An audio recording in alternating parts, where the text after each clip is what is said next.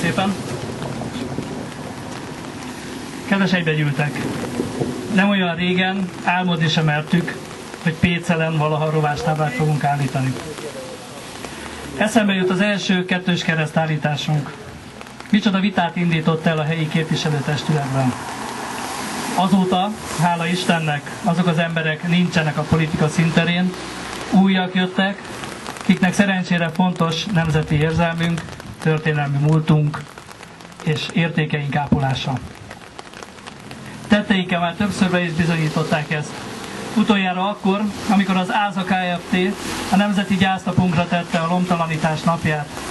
Az első szóra, kérésre még aznap kaptam választ, hogy természetesen az új vezetés nem engedi meg, hogy e napot megbesztelenítsék, és ma már tudjuk, hogy a lomtalanítás napját a cég áttette július 2-ára.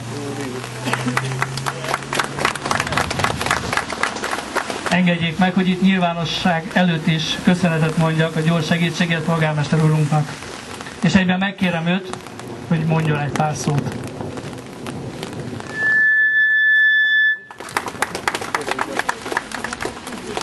Tisztelt Ünnepelő Közösség, kedves barátaim!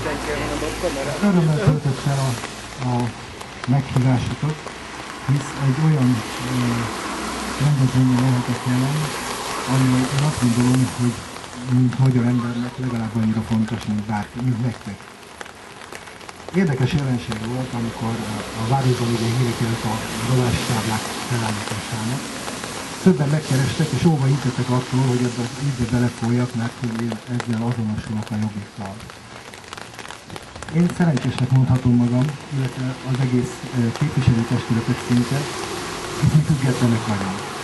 A függetleneké az az előny, hogy minden ideológiából kiválaszthatják a legjobbat, a legjobban tarthatót, és azt, amelyik szerintünk legjobban előre viszi a világ és a városunk fejlődését.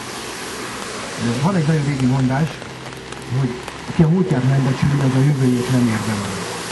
Nagyon nagy jelentősége van annak a dolgnak, amit ti most itt tettetek.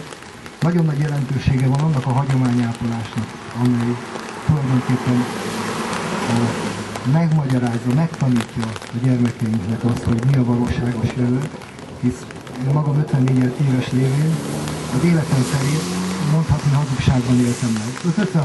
1956 ellenforradalom volt, hazudáscsoport, az lázadó volt, és igazából én azt gondolom, hogy még ma sem kezelik a helyén ezeket a dolgokat, még mindig nem teltem annyi idő, hogy bátran mindenki felvállalja ennek a felelősségét, és élni tudjon azzal a lehetőséggel, amit ez a hosszú-hosszú évszázadokon keresztüli nemzeti meggyalázás okozott. A napokban voltam Székelyudvarhelyen, pont 4 nappal ezelőtt, és elborzadva utaztam végig azt a közel 700 kilométert, ami ugye román területen 500 kilométer, és még mindig Magyarországon voltam. Székelyudvarhelyen azt tapasztaltam, hogy egyetlen román felirat nincs az egész városban. A határhoz közelebb sok van, de ezen a környéken nincsen. Valahogy nekünk is így kellene a világot látni. Büszkének kellene lenni arra, hogy magyarok vagyunk, büszkének kellene lenni arra, hogy milyen régóta vagyunk magyarok, és hogy mi mindent adtunk ennek a világnak, és nem szabad hagyni, hogy sárga kiporjanak bennünket. Én magam teljes melszélességgel az ilyen kezdeményezések mellett vagyok, és nektek is minden ilyen elgondoláshoz azt kívánom, hogy az Isten adjon elég erőt, hogy véghez tudjátok vinni. Köszönöm szépen!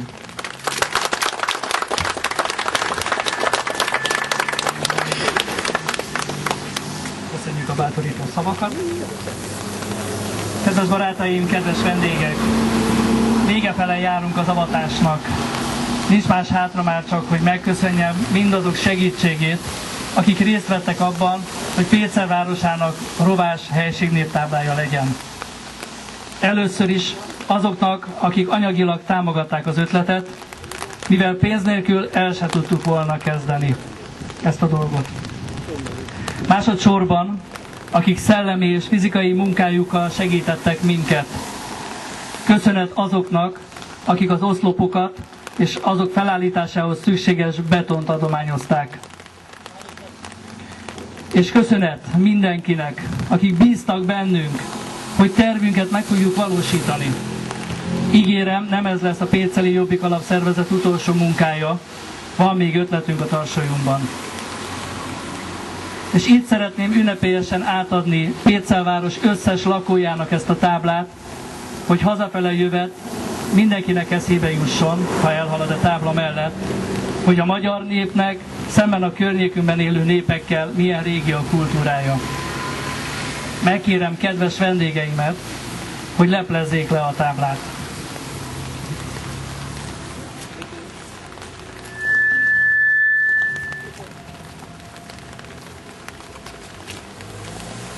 Kihagyják a fóliót.